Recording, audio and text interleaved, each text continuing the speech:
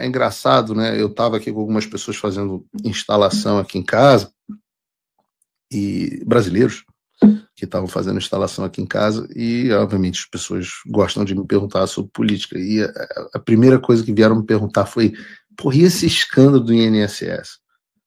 Eu tenho conversado com as pessoas, e as pessoas comuns realmente estão muito afetadas por essa história do INSS, e com razão.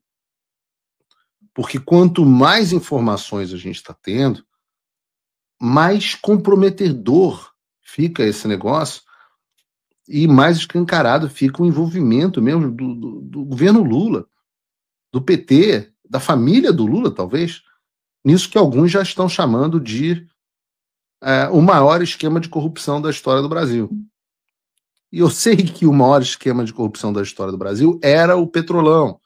E eu sei que antes disso, o maior escândalo de corrupção da história do Brasil foi o Mensalão. Mas a Dilma já tinha explicado para a gente que ela não ia estabelecer uma meta e que quando chegássemos lá, ela ia dobrar a meta. E você vê, né, que eles de fato dobraram a meta. E a merda está fedendo tanto, que até a Ozempic, a vaquinha da Globo News, está denunciando o esquema em rede nacional. Tirem as crianças da sala, porque eu quero botar com vocês, senhoras e senhores, Dani Lima, no programa de hoje. Bota aí, Bruno. As ações avançam para um outro tronco, que mobiliza valores muito maiores. É o tronco dos empréstimos consignados. O que é que acontece, gente? São empréstimos que são colocados nas contas dos aposentados e que muitas vezes eles nem sequer foram solicitados. Quando eu digo muitas vezes, eu trago dados. Só em 2023, segundo uma auditoria do Tribunal de Contas da União que eu tive acesso, 35 mil aposentados e pensionistas foram aos canais oficiais dizer: caiu um dinheiro na minha conta que eu não solicitei e eu não quero esse dinheiro. Jogaram um empréstimo e estão descontando na minha conta valores por um empréstimo que eu não pedi.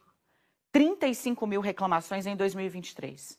O valor em 2023 da movimentação com empréstimos consignados dentro do INSS, 90 bilhões de reais.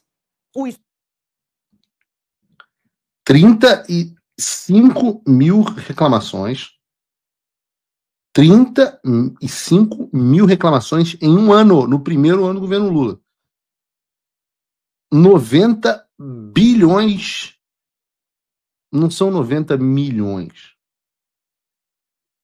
são 90 bilhões.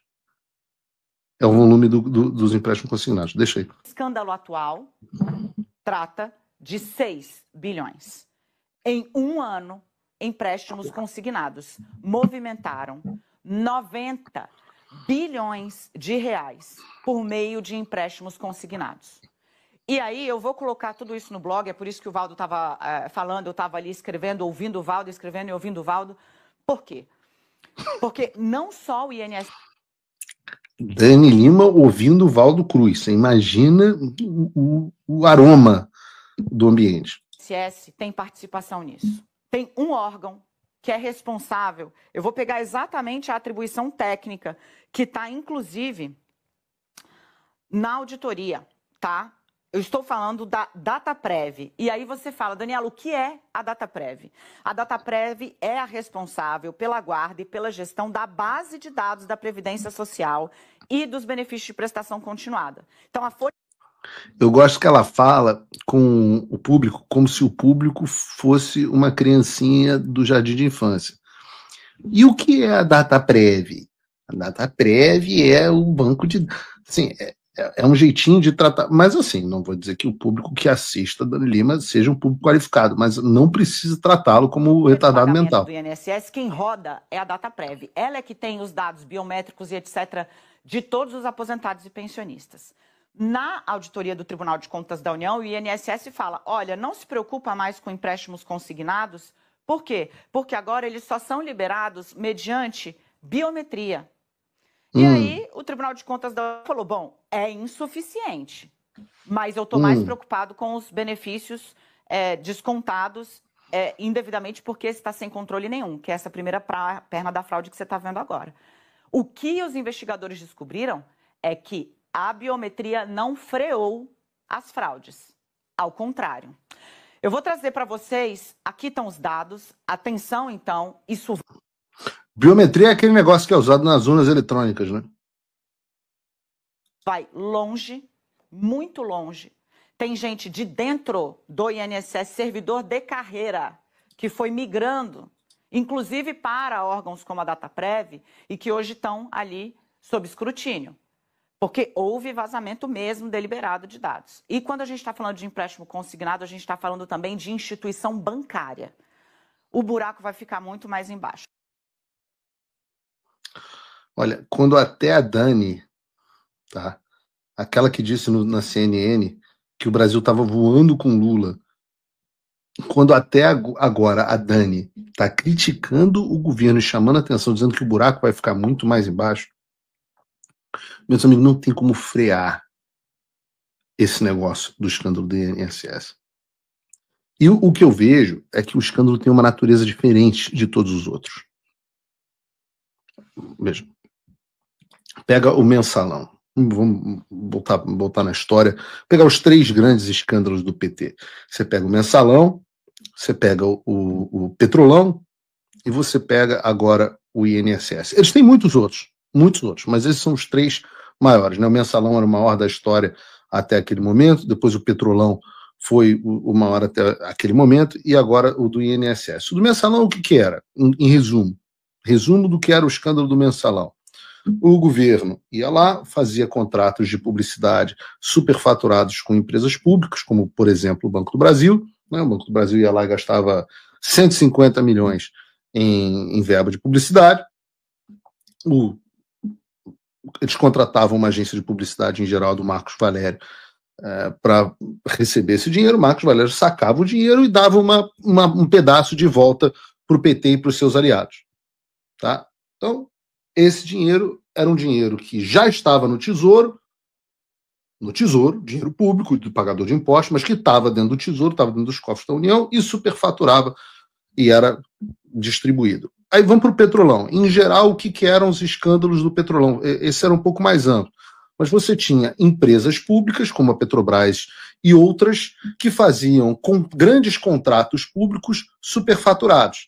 Em geral, com empreiteiras. Então, você tinha o Odebrecht, o AES e por aí vai. Essas empreiteiras, como também superfaturavam seus contratos, pegavam um pedaço do valor e, ao contrário do mensalão, em que elas sacavam e davam para os aliados em dinheiro, né? Por isso que veio o nome mensalão, todo mês, elas pegavam esse dinheiro e faziam doações para as campanhas dos candidatos, geralmente doações por caixa 2. Então, esses foram os 2 escândalos que nós tivemos agora. Reparem que a característica desses 2 escândalos é que o dinheiro ia para os cofres públicos. E uma vez que o dinheiro vai para os cofres públicos, o que torna... É óbvio que é abjeto, é óbvio que é dinheiro do pagador de imposto, é óbvio que é dinheiro que é desviado de hospital, é óbvio que é dinheiro que podia ser usado para outras coisas, mas é um dinheiro que meio que não é de ninguém. Neste escândalo é diferente. Esse é o escândalo mais tangível. Você não tem mais aquela noção vaga de dinheiro público que está no cofre do Tesouro. PT desviou dinheiro público. De que é dinheiro público? Dinheiro público é teu? Não, meu não é. Né? A pessoa pensa. Esse dinheiro, eles não roubaram do INSS. Esse não era um dinheiro que foi roubado do INSS. Esse dinheiro foi roubado direto das pessoas. E não foi roubado de qualquer pessoa. Foi roubado das pessoas mais fodidas que tem. Porque o termo é esse, é fudido. É o cara fudido, o aposentado e o pensionista. Eu sei que você não aguenta mais ouvir. Eu pedi para você fazer o triplo C, curtir, comentar e compartilhar. Mas eu peço porque 4 entre cada 10 pessoas sequer estão inscritas no canal e a maioria não ativa as notificações e nem curte o vídeo, e isso prejudica o nosso algoritmo. Então ajuda a gente aí. Obrigadão. Então os caras foram lá e tungaram o dinheiro efetivamente como se alguém tivesse entrado na sua casa, aberto a sua carteira e tomado um dinheiro dali de dentro. É substancialmente diferente. A vítima tem cara. As vítimas têm cara. Então, mesmo que não tenha mais Supremo Tribunal Federal, mesmo que não haja mais Polícia Federal, mesmo que não haja mais imprensa, todos esses órgãos viraram órgãos de perseguição política, é difícil se desviar desse escândalo. E é fácil você ligar e ver quem são os culpados. O diretor da Polícia Federal pode dar entrevista dizendo que o irmão do Lula não é investigado, não tem nada de errado com ele, mas não adianta. As pessoas estão vendo as conexões, estão olhando a grana preta que o sindicato do irmão do Lula ganhou, e as pessoas estão se fazendo as perguntas. Não é uma refinaria nos Estados Unidos que o PT mandou construir, aí contratou a empreiteira, desviou o processo. É a mão no PT, é o Lula metendo a mão no bolso da tua mãe, do teu pai, da tua avó, do teu avô, roubando um pouco que eles ganham de aposentadoria. Nego fudido. Mão no bolso, tungando a carteira dos velhinhos, pickpocket. Gente aposentada por invalidez. E tudo isso para bancar sindicato de esquerda, para bancar ONG de esquerda, bancar irmão do Lula, bancar a turma do PT. E ela fala que era um esquema de 6 bilhões de reais. E eu falei no programa, falei aqui, cara, esses caras não roubam milhões. Porque eu fiz uma comparação aqui, eu nem me lembro mais, quando eu trabalhava na Jovem Pan, principalmente logo que eu comecei, que eu tinha aquele programa 3 em 1, não sei se vocês lembram, fui colocado no 3 em 1 no lugar do Rodrigo Constantino, tinha dado alguma treta, ele saiu, me botaram no lugar dele. E eu herdei o 3 em 1 no início com a Thaís Oyama, que hoje está no UOL, e o Josias de Souza, que hoje também estão no UOL, eu acho, porque ninguém assiste o UOL. E, mais do que isso, o produtor do programa era um cara que tinha sido colocado lá pela Vera Magalhães. Então, todos os dias, o meu trabalho era discutir e ficar tentando debater um escândalo fictício do Bolsonaro. E teve um que era o escândalo do cara, do ministro da Educação, não sei o quê, de Barra de Ouro. Cara, uma magnitude. O escândalo era de 6 bilhões de reais. 6 bilhões de reais é o tamanho do que eles acham que foi roubado. De um negócio do tamanho que pode ter 90 bilhões. Ninguém sabe o tamanho disso. Isso é um negócio absolutamente gigantesco. De um governo que já vai muito mal das pernas. Então você não tem como tirar essa bomba do colo do PT e tentar colocar a culpa no colo dos outros. Teve retardado mental dizendo que isso começou no governo Bolsonaro. Ora, aí a internet foi rápido. O Bolsonaro, assim que assumiu a presidência, assinou a lei número 13.846 de 2019, originada da medida provisória 871 de 2019, que combatia o quê? Fraude previdenciária no INSS. Eis então que vem o PT. E o que faz o PT? O PT articula, junto com os sindicatos, que são todos alinhados, para derrubar no Congresso aquilo que o Bolsonaro tinha estabelecido como mecanismo de proteção contra as fraudes no INSS. E fizeram isso quando? Em 2022. Um ano antes dos valores recebidos pelos sindicatos crescerem absurdamente. Vejam, isso foi inclusive pauta de um dos debates presidenciais de 2022, ocasião na qual o Bolsonaro já havia dito que a especialidade do Lula era roubar aposentado. Tem o vídeo aí, Bruno? Coloca aí pra gente. E falar em aposentado, especialidade de roubar aposentado, é tua. Veja como é que estão os aposentados da Caixa Econômica Federal, da Petrobras, tá? E dos Correios. Tem um desconto extra enorme até 2030, porque vocês roubaram os fundos de pensões deles, e se eles não fizessem desconto até 2030, teria quebrado a previdência deles e eles estariam sem aposentadoria hoje em dia. Vocês acham que eles estão arrependidos? Pô, absolutamente não. nenhum dos deputados federais do PT assinou o pedido de abertura da CPI do INSS, que vai investigar justamente esses desvios bilionários. O que estão fazendo? Estão acobertando o crime. Cúmplices. Cúmplices. Não tem como terceirizar a culpa. E se me desculpa, Danilina, é uma surpresa. Minha filha, você trouxe o ladrão de volta para a cena do crime. Você, Dani Lima, você trouxe o ladrão de volta para a cena do crime. Você pegou o cara que estava roubando todo mundo e trouxe ele de volta para dentro de casa. E você achou o quê? O cara que foi solto por uma discussão de procedimento no tribunal, mas não deixou de ser ladrão, pô. O descondenado, lembra que ele não podia dizer não há descondenado? Que não podia chamar o Lula de ladrão? Então, vocês trouxeram essa porra de volta. Vocês são culpados. Vocês, e alguém um dia tem que virar a cara de vocês e falar isso.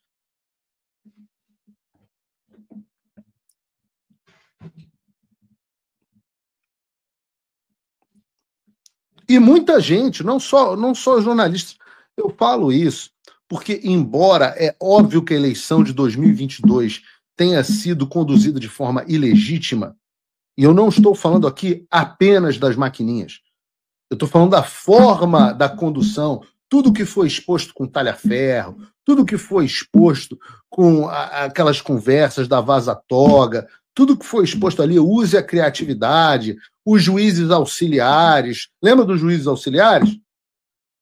Apesar de tudo isso, nós tivemos milhões e milhões de pessoas que votaram para trazer Lula de volta à cena do crime. Um deles foi ser vice do Lula.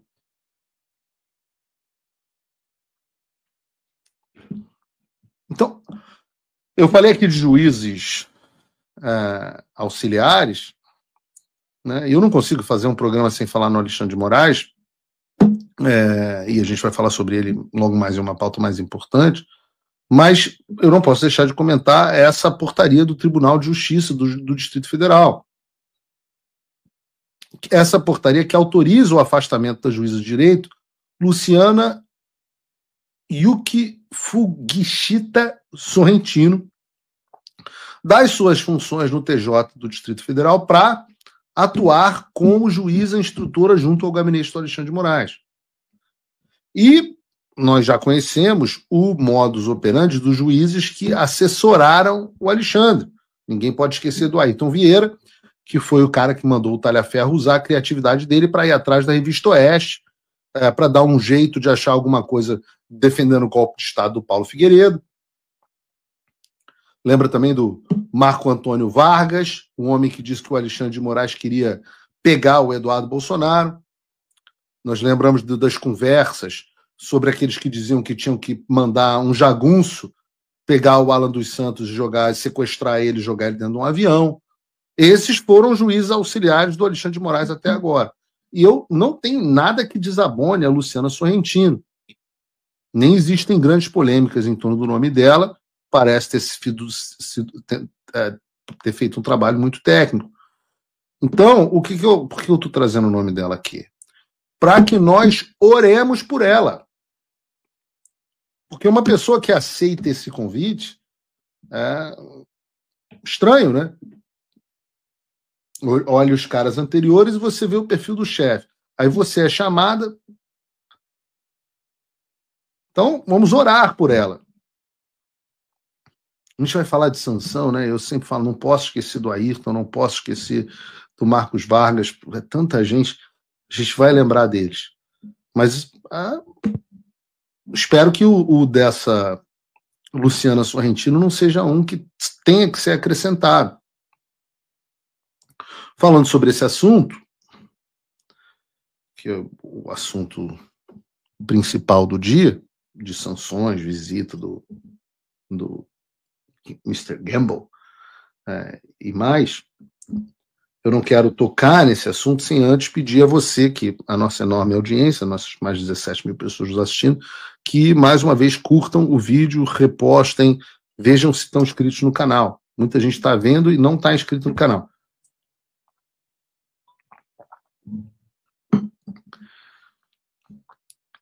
Mas, como vocês viram, nessa semana houve uma confusão muito grande, tanto por parte de gente mau caráter, quanto por parte de gente mal informada.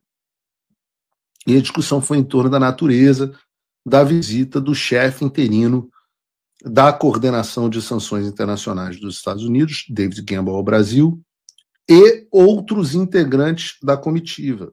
Isso é um ponto importante. E outros integrantes. E eu vou fazer uma rápida recapitulação, né, porque como foi que esse assunto veio à tona? Este assunto veio à tona quando o jornal Metrópolis divulgou sobre a ida do responsável por tratar das sanções americanas, o David Gamble, ao Brasil, para tratar de sanções do Alexandre de Moraes. Quem disse isso não foi o Paulo Figueiredo, não foi o Eduardo Bolsonaro, foi o jornal Metrópolis.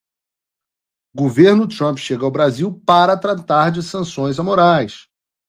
Integrante do governo americano responsável por sanções internacionais, David Gamble chegou ao Brasil segunda-feira para discutir punições.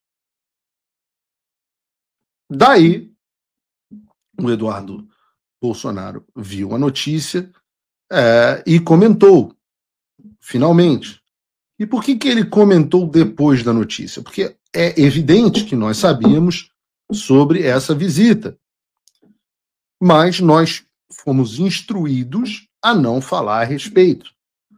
Só que quando saiu no Paulo Capelli, saiu no Metrópolis, nós, muitas das coisas a gente não pode comentar, mas quando se tornam público, a gente falou, olha, saiu na imprensa, podemos falar a respeito? E recebemos o sinal verde. Não, podem comentar, vocês comentem o que vocês quiserem.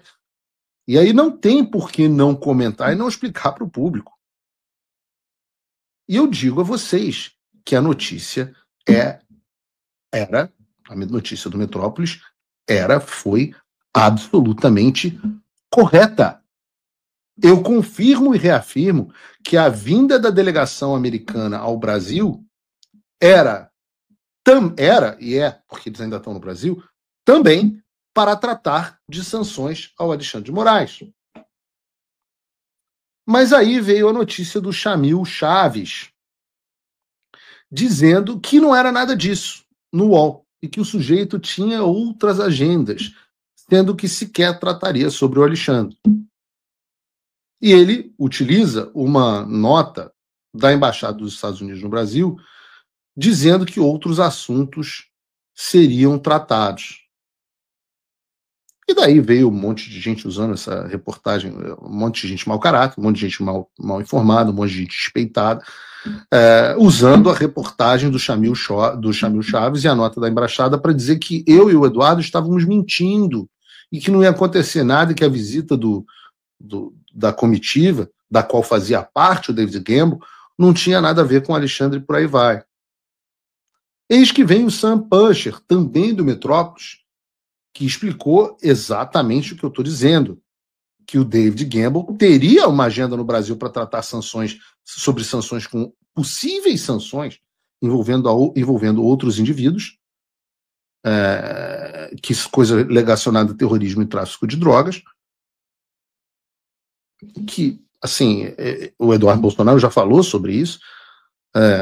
Eu não vou esconder aqui que parte das conversas que nós temos, inclusive na Casa Branca, envolvem para o futuro a incorporação das organizações de narcotráfico brasileiros, os cartéis, ou como a gente chama, as organizações de tráfico de drogas, principalmente o PCC e Comando Vermelho, como organizações terroristas, da mesma forma que fizeram com o MS-13, que fizeram com o Trem de Aragua, etc., etc.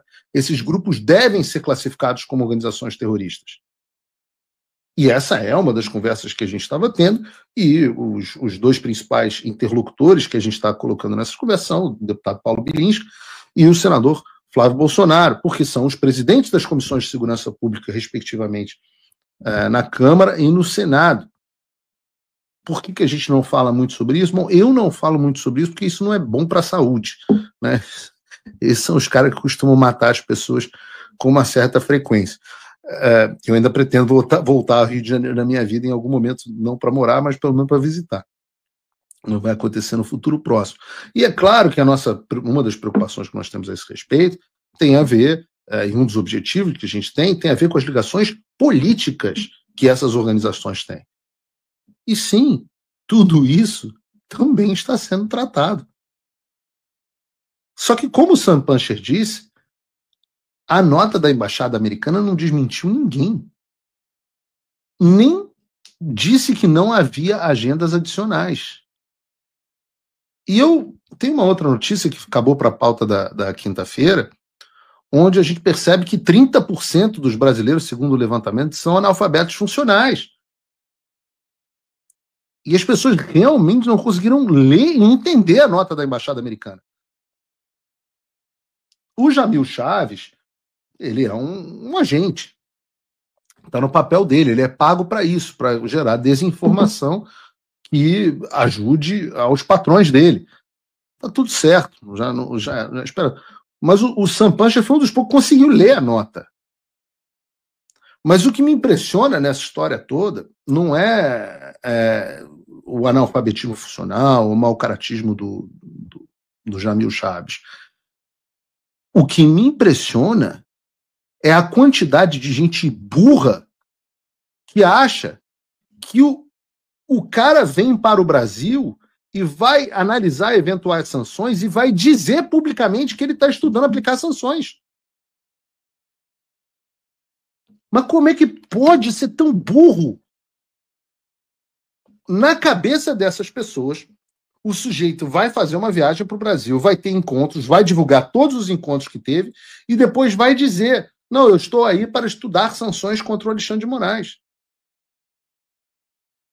Cruz credo. Cruz credo ser tão burro assim. Cruz credo.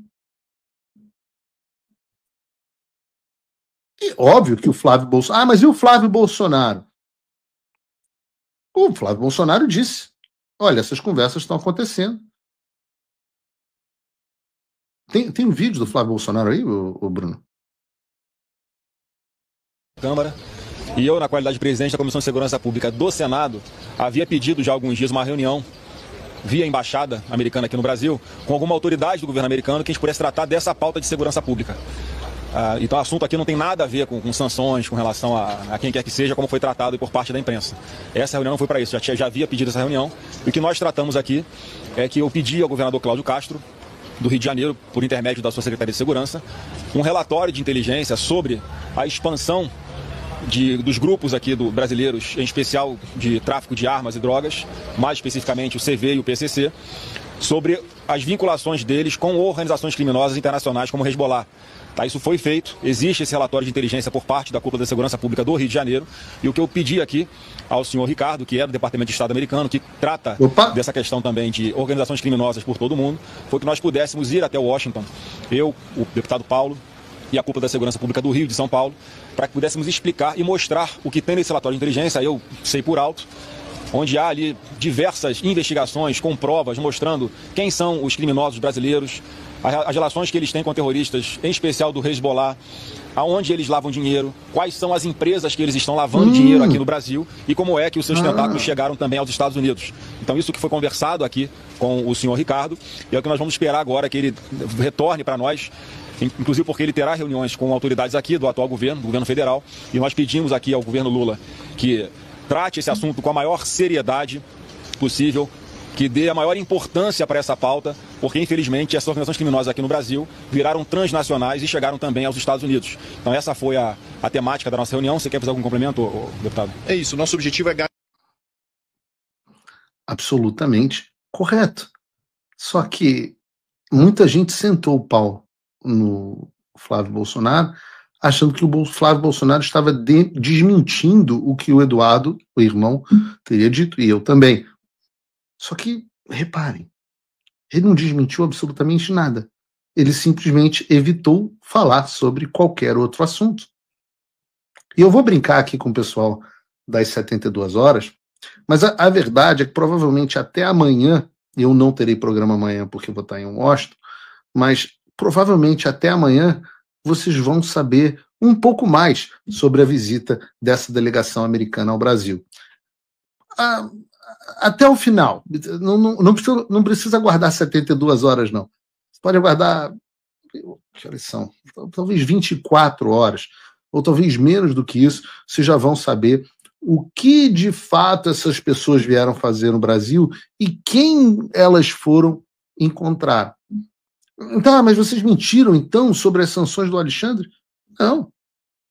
Eu mantenho exatamente tudo o que eu disse. E eu digo para vocês, até a Folha de São Paulo pergunta de forma, num trabalho correto da jornalista, ela pergunta de forma direta a esse respeito ao Departamento de Estado. Vocês estão tratando de sanções ao Alexandre de Moraes? Eu não sei se vocês têm a reportagem da Folha aí, Bruno, mas a Folha responde: nós não comentamos sanções antes delas acontecerem. Nessa reportagem da Folha de São Paulo. Então, pelo amor de Deus, se segurem. A ejaculação precoce. Segurem. O cara não vai chegar no Brasil dizendo que vai tratar de sanção. E o que pode ser dito até esse momento? O que o Eduardo Bolsonaro, o que o Flávio Bolsonaro diz. E vocês vão saber.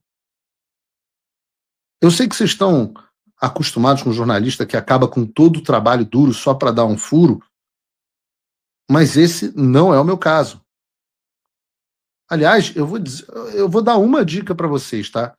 O David Gamble é um cara importante, ele é coordenador de sanções, mas eu vou dar uma dica para vocês, colegas jornalistas, ele sequer era a pessoa mais importante da comitiva.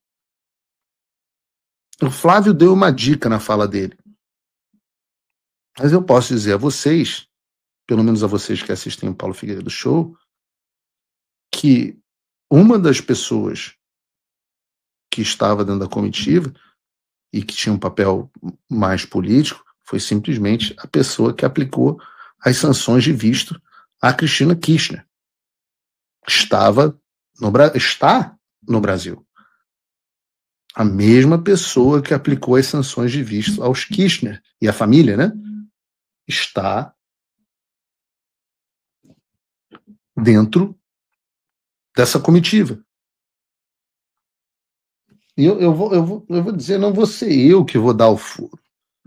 Deixa a velha mídia fazer isso. Depois eu volto aqui na quinta-feira para rir da cara das pessoas. Eu não vou dar o nome.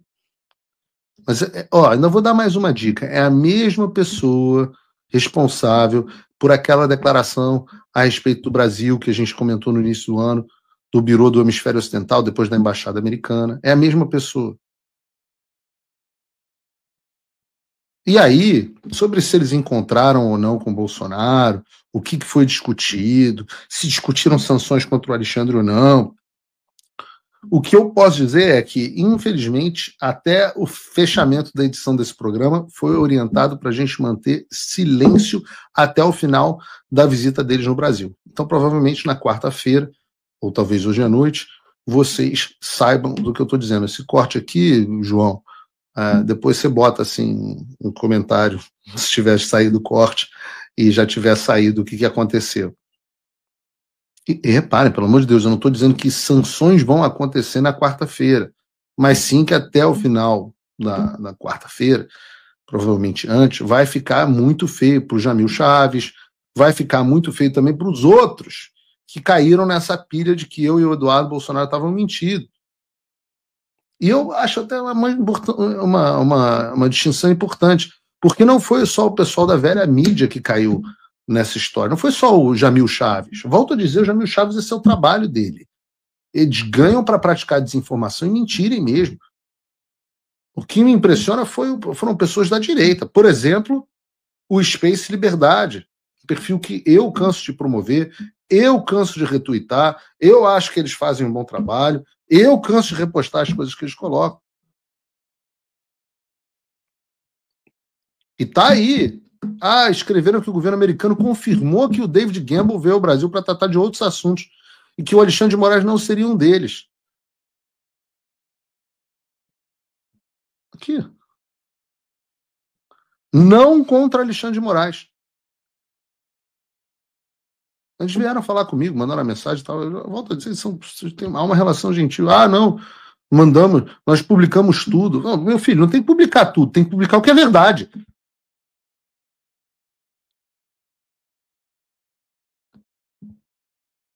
Outra, a Fernanda Salles. Nem sabia por onde andava. Deu a notícia que o Flávio Bolsonaro havia confirmado de que não foram discutidas sanções contra o David Gamble. E a ânsia, de. Eu digo, até tem umas coisas de implicância. Essas coisas são chatinhas, eu nem participo disso. Fulano de tal é do grupo de Beltrano. Beltrano não gosta do Eduardo.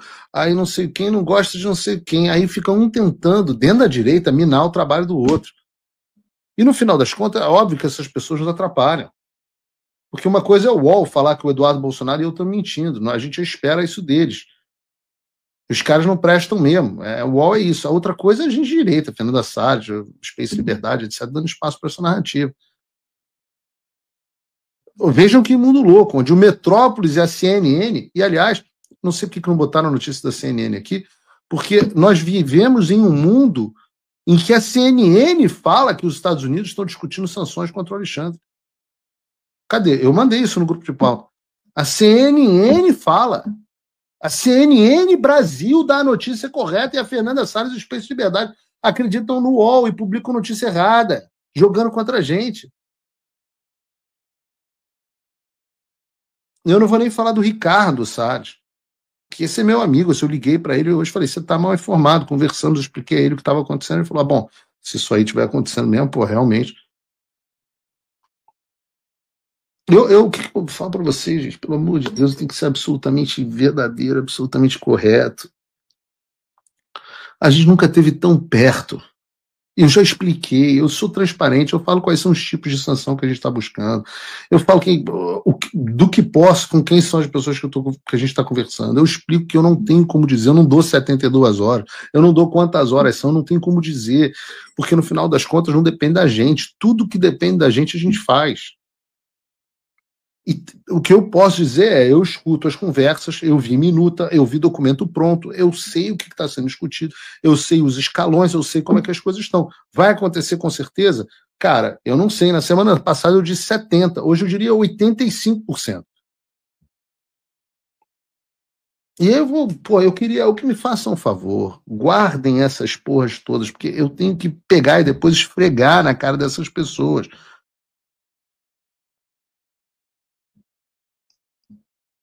Aí tem aquele pessoal, enquanto não aconteceu, eu não acredito. Meu filho, tudo bem. São Tomé só acreditou na ressurreição de Jesus depois de colocar o dedo nas chagas. E tem pessoas que são assim, faz parte. Né? Porque eu até entendo, porque o que está acontecendo é tão extraordinário que é quase inacreditável. Principalmente depois das pessoas tomarem de 7-1, tomarem no rabo durante tantos anos, sem uma vitória. Então as pessoas são broxas. As pessoas estão broxas, as pessoas estão incrédulas. Eu compreendo. Eu compreendo a broxidão. Eu não concordo, não compartilho, mas compreendo. O que eu não compreendo é que as pessoas, talvez por um desconhecimento muito grande de como as coisas funcionam, acham que essas coisas acontecem do dia para a noite. Teve um que falou assim, Paulo, você está falando há mais de 2 anos que está tentando sanções contra o Alexandre e não conseguiu até agora não veio nada. Aí eu falo, bom, audiência no Congresso, projeto de lei, declaração da embaixada, visita do cara, o cara não, nada disso serve para o cara ver. Eu falo assim, tá bom, você só vai esperar as sanções. Mas eu trouxe aqui no programa passado as sanções da União Europeia que vieram 7 anos depois dos fatos. Em 2 anos, eu sozinho, praticamente sozinho, sendo justo aqui, principalmente com o Eduardo Bolsonaro, nós temos a obrigação de conseguir em 2 anos, ou então a gente está ludibriando as pessoas. É como se a mulher chegasse para você e dissesse assim, amor, eu tô grávida, e você responde, só acredita quando o bebê nascer. A barriga está ali grande, o bebê está dando chute, o ultrassom mostra o bebê saudável, você continua sem acreditar. Você pode ter um aborto espontâneo? Pode acontecer. O Trump pode decidir mudar de ideia, pode acontecer uma outra crise, alguma outra coisa, as coisas podem. O agricultor que planta a semente só acredita depois da colheita. São as pessoas retardatárias. Agora, eu não posso me dar esse luxo. Agora, daqui a pouco eu vou encerrar o programa, vou pegar um avião para Washington, eu vou encerrar o programa, vou tomar um banho e vou pegar um avião para Washington. Tem um jantar lá hoje e um dia inteiro de reunião no Departamento de Estado e na Casa Branca. Então você imagina que eu fosse uma dessas pessoas, se eu fosse uma dessas pessoas que só consegue acreditar nas coisas depois que elas estiverem prontas. Imagina se o Eduardo Bolsonaro fosse assim. A gente estava ferrado mesmo. Tem uma frase do Churchill que é maravilhosa, que ela dizia o seguinte: sucesso é ir de fracasso em fracasso sem perder o entusiasmo. E os grandes homens falham, erram, fracassam, etc. Mas eles não param de tentar. É guerra total. Nenhum único passo vai ser dado para trás. Eu já disse. Não parar, não precipitar, não retroceder, como disse o professor Olavo de Carvalho. E você pode escolher o seu lado. Você vai ficar das pessoas que ficam reclamando ou das pessoas que realmente fazem acontecer. E a gente vai ver os resultados. Eu não prometo, nunca prometi sanção aqui a ninguém. Nunca. Mas que eu tô otimista, tô. E é por quê? Por vingança? Não. Não é por vingança. Mas é por justiça. O justo se alegra ao ver o que é justiça. O que é justiça, né? Qual é o conceito de justiça? O que significa ser justo? Ser justo é dar a cada um o que lhe é devido. Eu não vou conseguir, né, dar a todos o que é devido. Isso só cabe ao Senhor no dia do julgamento. Mas que vai ser satisfatório? Vai. Vamos ver. Se Deus quiser, na quinta-feira eu volto com um programa mais animado, talvez eu possa falar mais coisas, talvez não possa. Mas o que eu posso dizer para vocês é que eu nunca tive tão otimista na vida. A minha mulher olha para mim e fala: caramba, vai rolar mesmo. Parece que esse negócio vai acontecer. Eu falo assim, cara, quem diria? A chance era tão pequena, tanta coisa. E no final das contas, quem abre as portas é Deus. Teve um outro que fala: Paulo, você não para de falar de Deus. Não vou parar de falar de Deus, porque é Ele que faz as coisas, cara. Até as minhas habilidades, a minha capacidade de ver as coisas, de conhecer, de conversar, tudo isso é de Deus. E por que eu digo que é de Deus? É uma coisa messiânica? Não. Toda vez que você que está em casa, toda vez que você procura fazer o certo, o justo, o belo, o verdadeiro, você está fazendo o reino de Deus.